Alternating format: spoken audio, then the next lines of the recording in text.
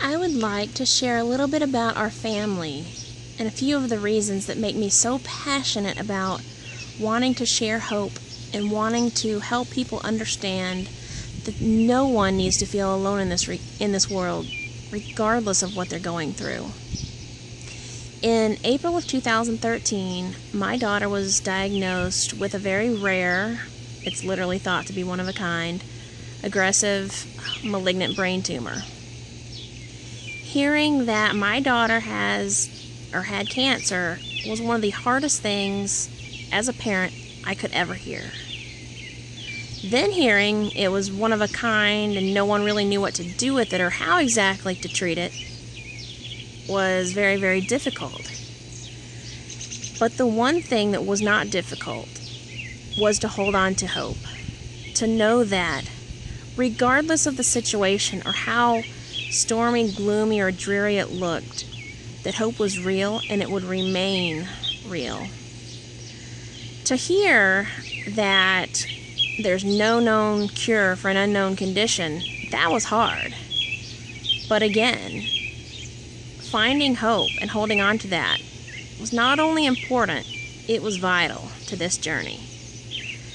Day after day, my daughter went through 6 weeks of daily radiation, followed by a high-dose chemotherapy regimen. And before both of that, she had brain surgery. And through it all, her strength was born out of love. My child was never allowed to feel unloved. She saw the love her father and I and her siblings and family have. But more than that, the community, our church, the internet, surrounded around Janet and helped her feel loved and not alone. With a smile on her face and hope in her eyes, she, day after day, week after week, and month after month, she kept going. She looked cancer in the face and says, "You can't win. You won't win." And together, with God on our side, we said, this is not a battle we're going to lose. In January of 2014, Janet completed her treatment. In February, her scans were clean and showed no evidence of the disease at all.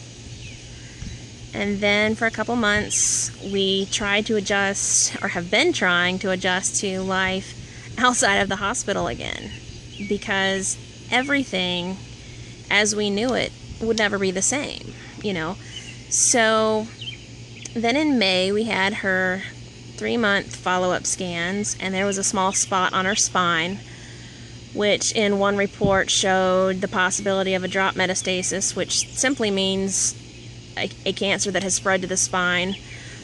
But then the other consensus said that there was an enlarged blood vessel, which obviously we'd rather deal with than a recurrence of cancer.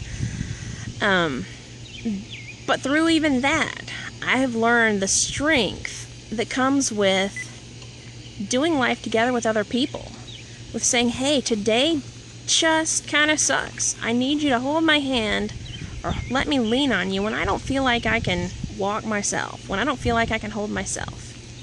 But my child, who is 5 years old, understands way too much about this entire process. The other day I said to her, Janet, you are so amazing. I was talking to her about her hearing and about just her knowledge of kind of life in general. And she thought, and we talked for a few minutes, and then she said, you know what, Mama? I'm also amazing because I lived through cancer. Just matter-of-factly, but it was so true. The fact that she has seen her friends come and go, some make it and many not. The fact that she knows that she could have died, and she knows and has seen her friends pass away. It's not an easy thing, and it's certainly not one I wish she understood. But the one part of gratitude I can share is that she knows she's not alone. She knows that no matter what she's facing, she's not facing it alone. and that there is always hope, regardless of how hopeless the situation may ever look. So that's pretty much our story in a nutshell from then until now, and we'd like to say thank you for both watching and for your continued prayers, and also just encourage you to not ever feel the need to walk through life alone, because there's someone with a hand outstretched saying, you can do this. You're not alone. I hope you have a beautiful day. Remember to smile.